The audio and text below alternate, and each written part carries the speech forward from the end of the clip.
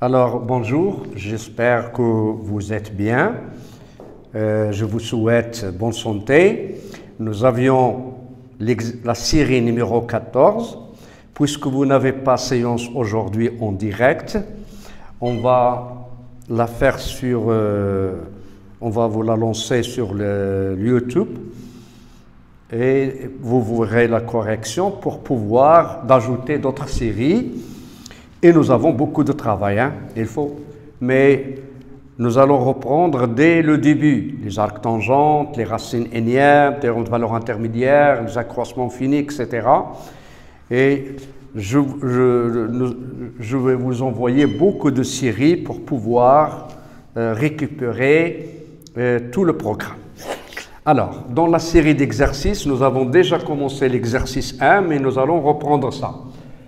Nous avions l'équation 7x moins 100y égale à 1. On nous demande de déterminer une solution particulière de E. Puisque c'est difficile de voir cette solution particulière, nous allons la chercher en utilisant l'algorithme d'Euclide. Alors, vous avez 100 égale 17 fois 5 plus 15. 85 plus 15.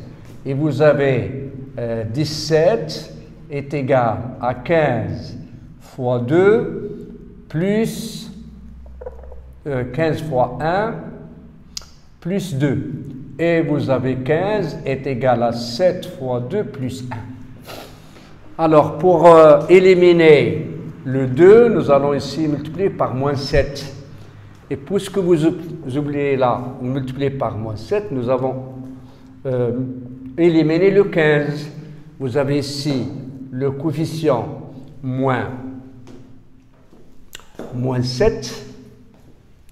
Et vous avez là, c'est 7, c'est 9. Donc, ça va vous donner, ici, on va multiplier par moins 9. Moins 8. Ici, vous avez, on va éliminer le 15. Donc, vous avez là moins 7. C'est-à-dire, on va multiplier là par 8. Et donc, on aura 100 fois 8 égale 8 fois 5, c'est 40. Et ici, vous avez moins 7 plus 7, c'est 47 fois 17 plus 1. Et donc, on aura 47 fois moins 17, moins 100 fois moins 8 est égal à 1. Et donc, nous aurons moins 17, moins 8 est une solution de l'équation E. Si nous la notons ici, l'équation E. Et donc, si vous faites 17x moins 100y égale à 1, vous avez là 17 fois moins 47 moins 100 fois moins 8 égale à 1. Et donc, on aura 17 fois x plus 47 est égal à 100 facteur de y plus 8. Et donc, 17 divise 100 fois y plus 8. Et 17 premier avec 100, comme nous voulons de le voir d'après l'identité de Bézout, ceci va nous donner, d'après le théorème de Gauss, on aura donc 17 divise y plus 8. Donc, il existe K appartenant à Z tel que y plus 8 est égal à 17K et x plus 47 en remplaçant dans étoile, en identifiant dans étoile, est égal à 100K. Pour obtenir donc, il existe K dans Z, tel que x est égal à 17K moins 8, et là, vous aurez y est égal à 100K moins 47, et vous faites la réciproque. Réciproquement, vous remplacez pour obtenir l'ensemble de solutions, c'est 17K moins 8 et 100K moins 47 avec K appartenant à Z. Maintenant, nous passons à la deuxième question. On a le théorème ici, un système chinois, x congru à 1 à A modulo P, et x congru à B modulo Q. Voilà. Et on nous demande de démontrer que S admet des solutions si et seulement si le plus grand diviseur commun de P et Q divise A moins B. Bien sûr, nous avons dit, si S est différent de l'ensemble vide, ceci implique qu'il existe x0 appartenant à Z tel que x0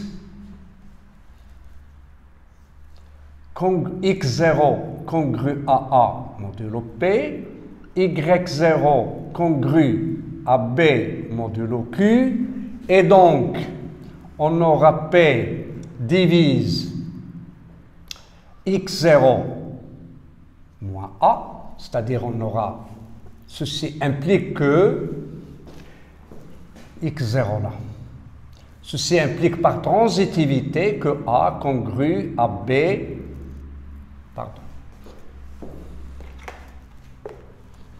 Ceci bien sûr implique que P divise x0 moins A, Q, on aura x0, x0 moins A, x0 moins B, c'est-à-dire on aura x0.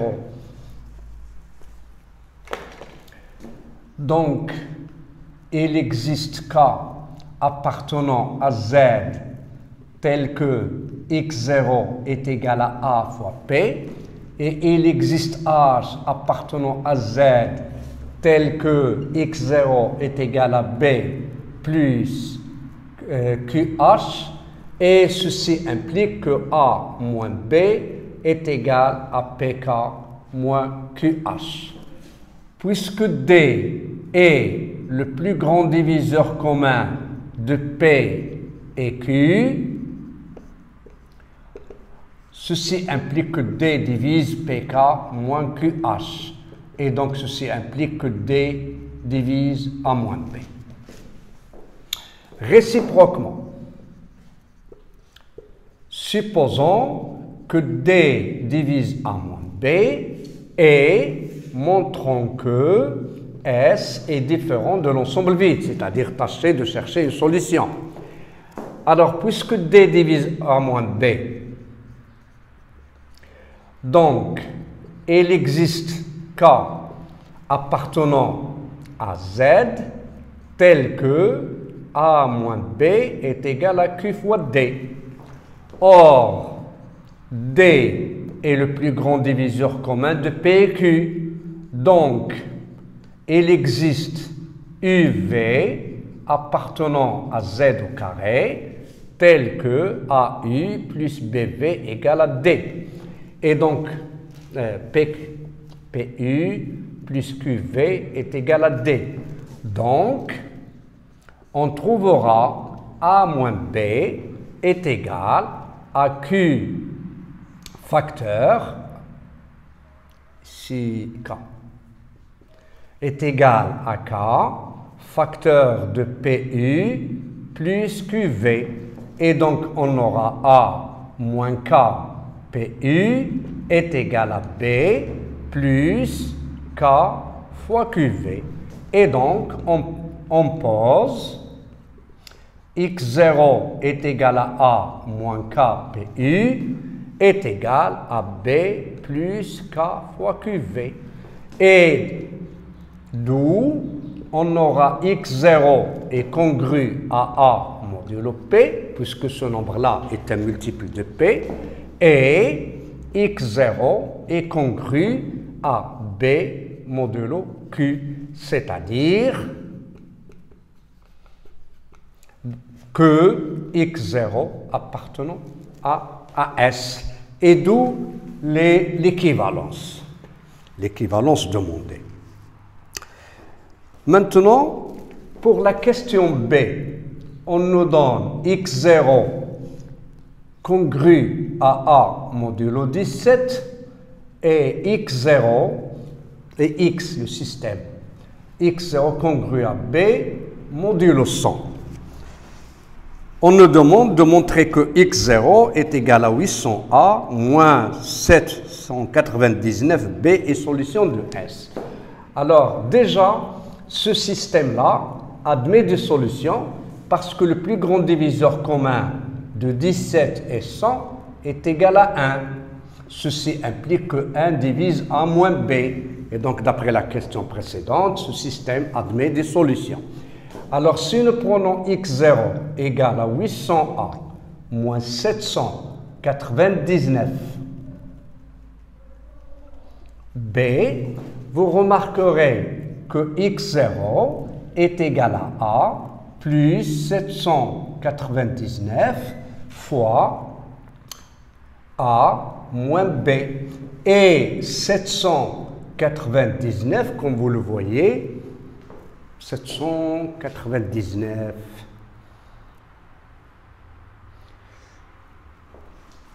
Parce que 17 fois 47, 17 fois 47, c'est 7 fois 7, 49, 28, 32, 7, 1. Donc, 1799 est égal à 47. 47 fois 17. Ceci implique, et en même temps x0 égale à 800 fois a moins b plus b. Et 800, comme vous le voyez, c'est 8 fois 100. Donc, ceci implique que x0 est congru à a modulo 17 et en même temps x0 est congru à b modulo 17. Modulo 100. Donc, x0 égale 800a moins 799b et solution de S. Et donc, comme nous l'avons vu précédemment, x appartenant à S, si et seulement si x est congru à x0 modulo A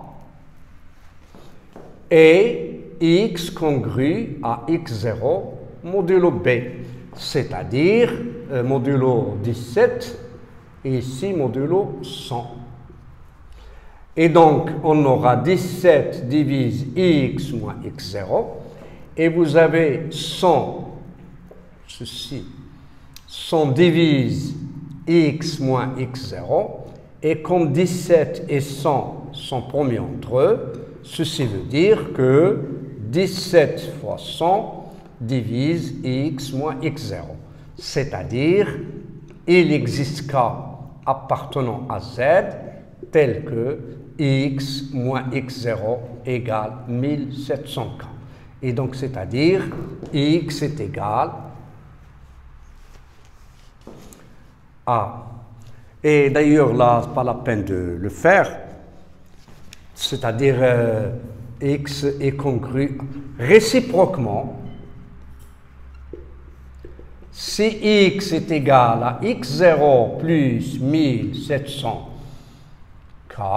avec k appartenant à z, ceci implique que x congru à x0 modulo à x0 modulo 17 et en même temps x congru à x0 modulo 100 qui est congru à a modulo 17 et qui est congru à b modulo 17 et donc x appartient à S si et seulement si x est congru à x0 modulo 1700. Maintenant, on veut chercher la solution. Dans la question C, on nous demande de déterminer n compris entre 2000 et 3000 et dans le reste de n par 17 et 12 et le reste de n par 100 et 18. Et donc, d'après, nous allons traduire ça. ceci équivalent à dire que n est congru à 12 modulo 17 et n congru à 18 modulo 100. Alors, x0 égale 800 fois 12 moins 100 fois moins 100 fois 799. 799 fois 18 est solution de S d'après la question petit b. Ce nombre-là, on va l'écrire comme ça. C'est 799 fois 12 moins 18 plus 12. Et vous aurez, en faisant les calculs,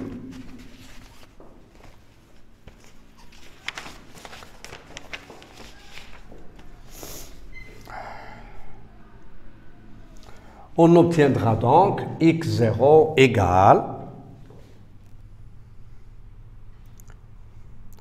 4700 moins 4782. Et donc, x appartient à S si et seulement si x est congru à moins 1400-782 modulo 1800, c'est-à-dire si et seulement si x est égal, 1700, est égal à 1700K moins 4782. Comme, voilà, c'est n. N est équivalent. Or, comme n est compris entre 2000 et 3000, on aura 1700K compris entre 6782 et ici vous aurez moins inférieur à 3000 plus 4700, 4 plus ici vous aurez 4 plus 3, c'est 7782. 7782. Et donc, on aura 67,82 inférieur à 17K, inférieur à 77,82. Et comme le multiple de 17, ce nombre-là, il est supérieur strictement à 3, donc K, parce que 3 fois 17, c'est 51, mais 4 fois 17, c'est 68. Et donc, K est strictement inférieur à 3. Et ce nombre-là, il est inférieur à 85, c'est-à-dire inférieur à 5. Ceci implique que K est égal à 4. Et vous obtenez donc N égale 4 fois 7, 0, 0, 28, 6800, moins 4782. On obtiendra donc N, C8, 1, 0, 2018. Voilà la solution du système demandé. Pour la dernière question,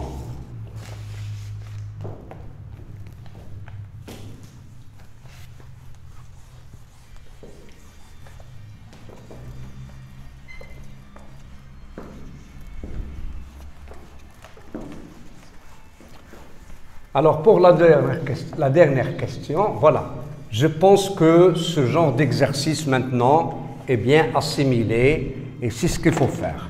Donc, nous allons voir d'autres exercices qui contiennent les équations diophantiennes et d'autres sortes d'exercices. Alors, pour le moment, pour la quatrième question, nous avons à chercher les nombres qui vérifie 9 à la puissance 17 congru à 10 modulo 101. Eh bien, on nous demande de démontrer que 101 et n sont premiers entre eux. Tout d'abord, on a 101 est premier. Vous pouvez bien sûr le vérifier jusqu'au nombre premier 7. Et donc, si n c'est 101 divise n, alors ceci implique que 101 divise n à la puissance 17. Ceci veut dire que 101 divise 10. Ceci est impossible. Donc, puisqu'il est premier, un nombre premier, ou bien il divise un nombre, ou bien il est premier avec ce nombre. Et donc, on aura 101 est premier avec n. Puisque 101 est premier et 101 est premier avec n, on aura, d'après le théorème de Fermat, n à la puissance 100 est congru à 1 modulo 101. Et donc, n à la puissance 800 sera congru à 1 à la puissance 8 modulo 101. Et donc, on aura n à la puissance 800 est congru à 1 modulo 101. Et puis, on vous demande de démontrer 421 n est congru à 1 modulo 101. Bien sûr, vous avez n à la puissance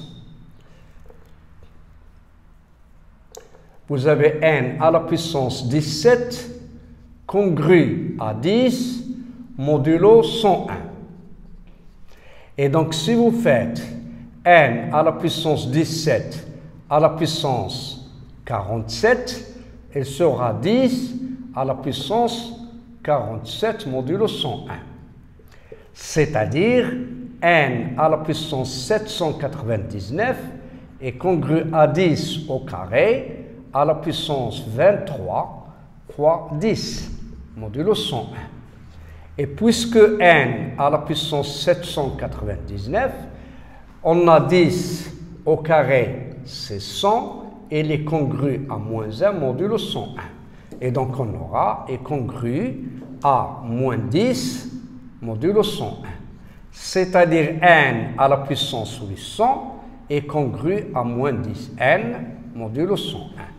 Or, moins 10 est congru à 81,11 modulo 101. C'est-à-dire il suffit d'ajouter là plus 101. Et donc on obtiendra 81,11 et n à la puissance 800, vous l'avez, c'est 100. C'est 1 modulo 101. C'est-à-dire 910 n est congru à 10 modulo 101 en multipliant par 10.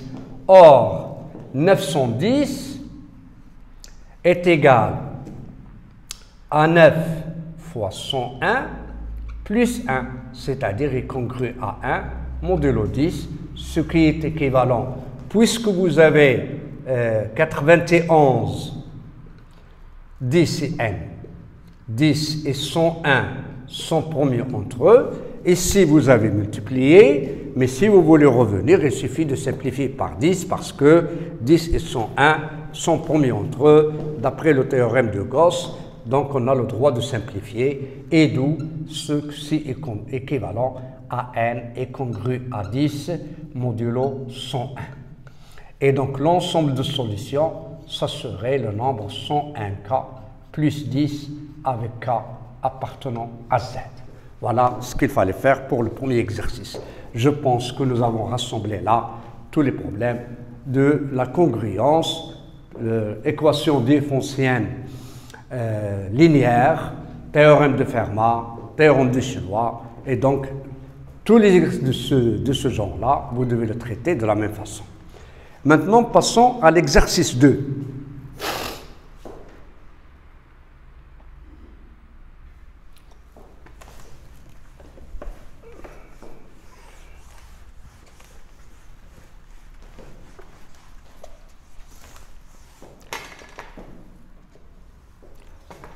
Alors, pour l'exercice 2, pour la partie 1, premièrement, on nous demande de calculer, x étant positif, on nous demande de calculer l'intégrale de 0 de t 1 plus t d de t. Et là, nous avons dit que nous avons un principe. Pour les fractions rationnelles, il faut les écrire sous la forme irréductible, c'est-à-dire le degré du numérateur doit être strictement inférieur au degré du dénominateur. Et donc, si vous ajoutez le 1, vous aurez 1 moins 1 sur 1 plus t d de t. Et ceci, ça va vous donner t moins ln de 1 plus t entre 0x, c'est-à-dire x moins ln de 1 plus x. Ceci d'une part. D'autre part, vous avez l'intégrale de 0 à x t 1 plus t d de t. Si nous posons t égale à racine de u, équivalent donc, u est égal à t carré. Et donc vous aurez d de u, c'est de t, d de t. Et pour les bornes, vous aurez, lorsque t égale à 0, on aura u est égal à 0. Et pour t égale à x, on aura u est égal à x carré. Et donc cette intégrale que je noterai e de x ici, j'aurai e de x égale l'intégrale de 0 à x carré.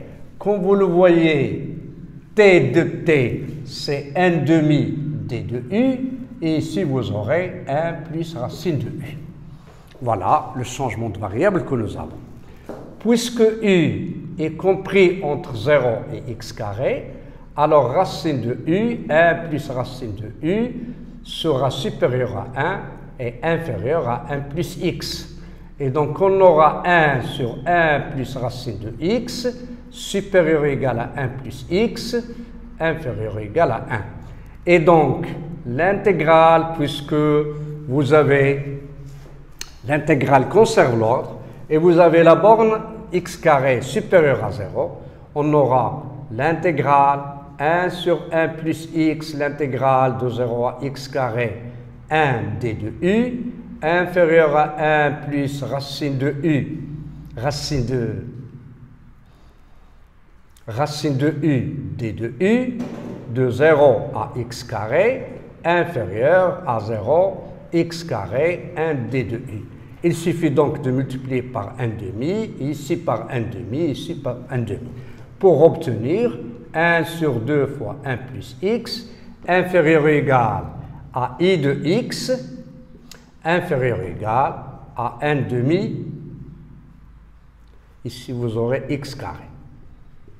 Parce que l'intégrale de 1, ça serait i entre 0 et x carré. Et ici vous aurez x carré. En remplaçant i de x par la valeur calculée ici, on aura donc x moins ln de 1 plus x carré supérieur ou égal à 1 demi fois x carré sur 1 plus x inférieur ou égal à 1 demi x carré. Et donc si vous faites x strictement positif, on aura 1 demi facteur de 1 plus x inférieur ou égal à x moins ln de 1 plus x sur x carré inférieur à 1 demi. Et comme limite de 1 demi fois 1 plus x en 0 plus, ça nous donne 1 demi. Ça, c'est une fonction constante, sa limite est 1 demi. Donc,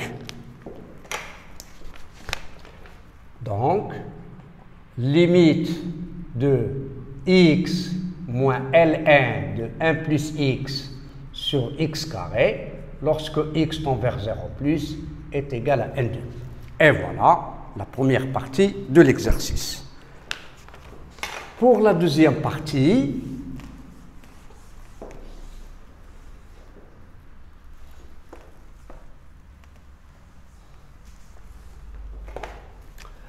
vous avez la fonction f de x égale à x carré ln de 1 plus x sur x, si x est strictement positif, et vous avez f de 0 égale à 0. On nous demande de démontrer que la fonction est continue sur R+.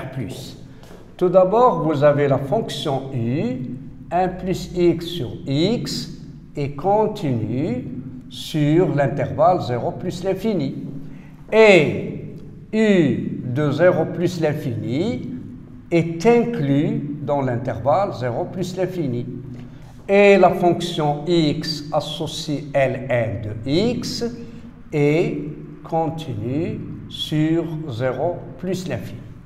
Donc, la fonction x ln de 1 plus x sur x qui est égale à u à ln rang u de x est continue sur 0 plus l'infini comme étant la composée de deux fonctions. D'où la fonction f est continue sur l'intervalle ouvert 0 plus l'infini, comme le produit de deux fonctions parce que x carré est une fonction polynôme. Mais pour avoir l'intervalle fermé, on va voir la continuité à droite.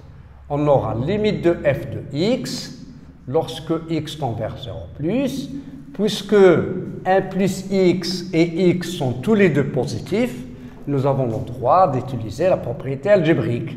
Ça va vous donner limite de x carré ln de 1 plus x moins x fois x ln de x lorsque x tend vers 0 plus. Ici, ça va nous donner 0 qui est égal à f de 0. Et la limite usuelle ici utilisée, c'est limite de x ln de x en 0 plus, c'est 0. Et donc, conclusion, f continue à droite de 0. D'où f est continue sur l'intervalle fermé 0 plus l'infini. Pour la limite en plus l'infini, on aura limite de x carré plus l'infini. Ça, c'est une fraction rationnelle. La limite, c'est 1. Et ln de 1, c'est 0, ce qui va nous donner une forme indéterminée. Et puisque le nombre ici tend vers 1, nous devons faire apparaître soit la limite 1 plus t sur t, lorsque t tend vers 0, ou ln de u sur u moins 1 lorsque u tend vers 1. Voilà la limite usuelle au voisinage de 1. Et ceci parce que la fonction à l'intérieur de logarithme tend vers 1. Et donc on écrira comme ça, f de x est égal à x facteur de x ln de 1 plus 1 sur x.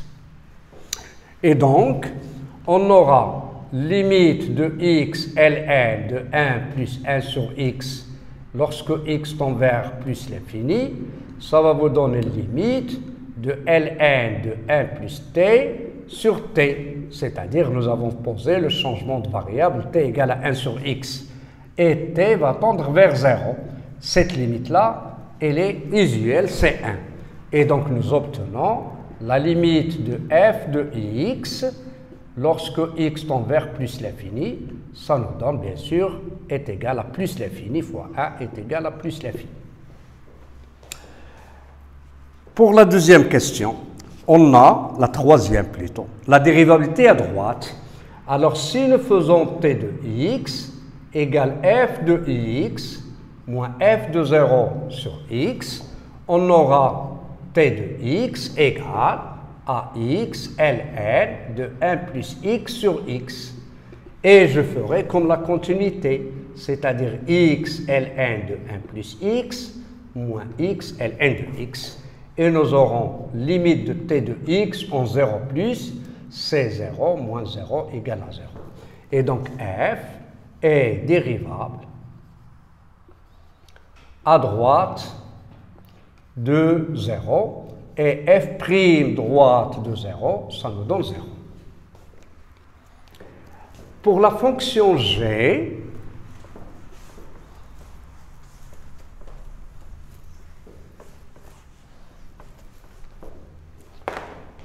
on a g de x est égal à 2 ln de 1 plus 1 sur x moins 1 sur x plus 1. Je l'écris comme ça pour faciliter un peu le calcul de la dérivée. Et on aura g dérivable sur l'intervalle 0 plus l'infini. Sa dérivée g' de x, ça va vous donner moins 2 sur x carré, la dérivée de ça, 1 plus 1 sur x. Et ici, vous aurez 1 sur x plus 1 au carré. Attendez, vous avez moins, voilà. Et donc, g' de x, ça va vous donner moins 2 sur x facteur de x plus 1 sur x plus 1 au carré. En réduisant au dénominateur commun, on aura x fois x plus 1 au carré. Ici, ça va donner moins 2x, moins 2 plus x, c'est-à-dire ça va vous donner moins x plus 1.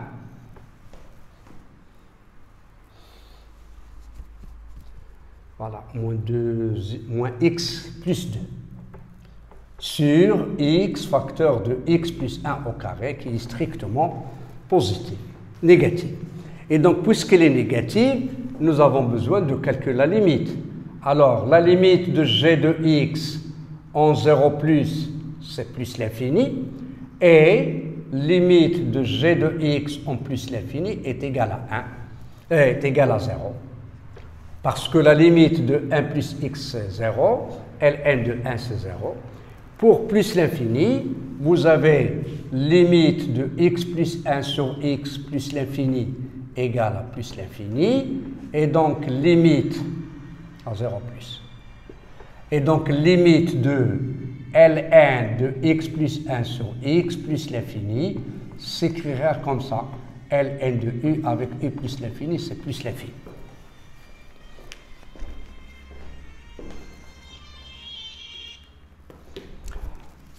Voilà, donc le tableau de variation que vous aurez, c'est comme ça.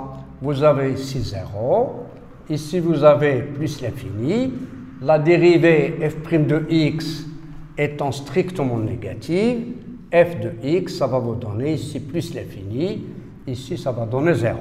Donc, ici c'est g. Alors, on aura g de 0 plus l'infini est égal à l'intervalle 0 plus l'infini, donc, quel que soit x appartenant à 0 plus l'infini, son image, g de x, est strictement positif.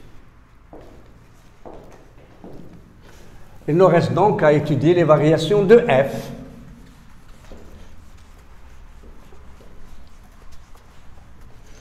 Pour les variations de f, on aura f de x égale x carré ln de 1 plus 1 sur x, f étant dérivable sur 0 plus l'infini, et d'où la dérivée f' de x, ça nous donne ln de 2x sur x plus 1 sur x, plus x carré fois moins 1 sur x carré sur x plus 1. Ici, vous avez x carré, la dérivée 1 sur x carré. Ici, vous avez x carré, voilà. Et donc, vous aurez comme ça, x plus 1, c'est-à-dire 1 sur x. X plus 1 sur x. Et donc, on aura f' de x égale 2x ln de x plus 1 sur x. Ici, nous aurons moins x sur x plus 1, qui est égal à x fois g de x. Et bien sûr, vous avez démontré que g est positive. Ici, vous avez x est positif, donc elle est strictement positive. Ce qui va nous donner le tableau de variation suivant. X, on aura 0. Ici, plus l'infini. f' de x là. On a la dérivée en 0, c'est 0. La fonction étant positive, f de x sera donc, l'image de 0 c'est 0, et ça tend vers plus l'infini.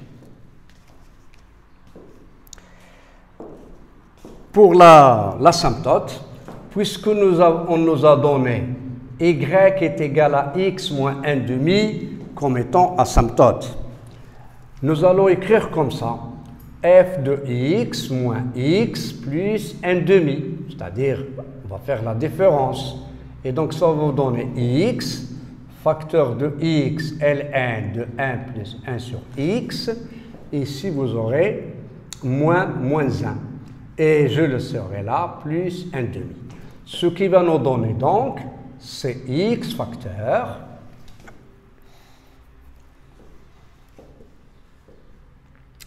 Ici, j'ai x carré. Donc, je factorisais par x carré. Et ici, j'aurai 1 sur x. Et donc, ça va donner, si nous posons le changement de variable t égale à 1 sur x, ce taux d'accroissement va devenir 1 plus 1 sur t, moins t sur t carré, plus 1/2. Et d'après la partie A, 1 plus t ici, la limite de f de x moins 1/2 en plus l'infini, ça va vous donner limite de ln de 1 plus t moins t sur t carré plus 1/2 en 0, c'est-à-dire t tend vers 0 plus.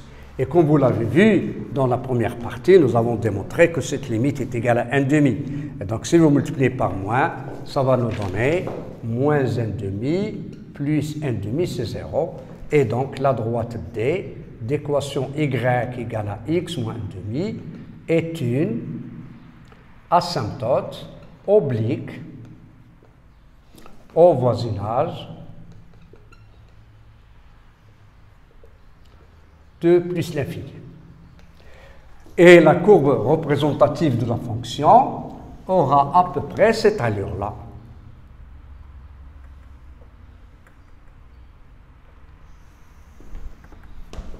Voilà, en prenant l'unité ici, O et J, construisons tout d'abord l'asymptote. Si vous donnez à x la valeur 0, ça va vous donner moins 1/2. Et si vous donnez à y la valeur 0, ça va vous donner 1/2. Et donc l'asymptote sera comme ça. Voilà, la droite y égale à x moins 1/2. Ici, vous aurez la demi-tangente horizontale. Et l'image de 1, si vous le calculez, c'est ln de 2. C'est à peu près 0,7. Ici, normalement, pour 1, ça va vous donner 1/2.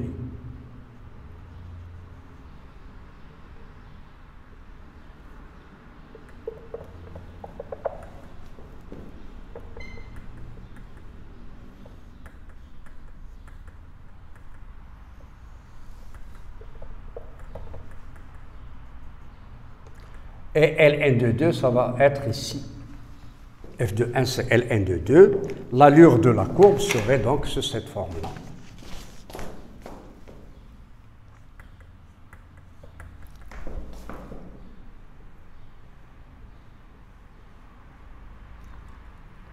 Voilà, la courbe C de f de cette fonction. Et voilà, la série 14 est donc corrigée. Maintenant, dès cet après-midi, je vais vous envoyer une autre série, mais un peu plus compliquée. Alors, je vous souhaite bonne santé, bon courage. Je pense que vous êtes bien maintenant en mathématiques. Allez, au revoir.